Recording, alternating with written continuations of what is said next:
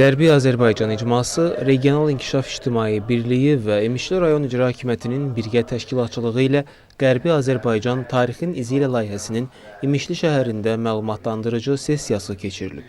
İmişli rayon İcra Hakimiyyətinin başçısı Elçin Rzayev regionlarda gənclərlə davamlı olaraq keçirilən bu cür tədbirlərin Qərbi Azərbaycanla bağlı faktların geniş ictimaiyyətə çatdırılmasında, xüsusilə gənclərin tarix və milli kimlik barədə məlumatlılığının artırılmasında əhəmiyyətini vurğulayıb.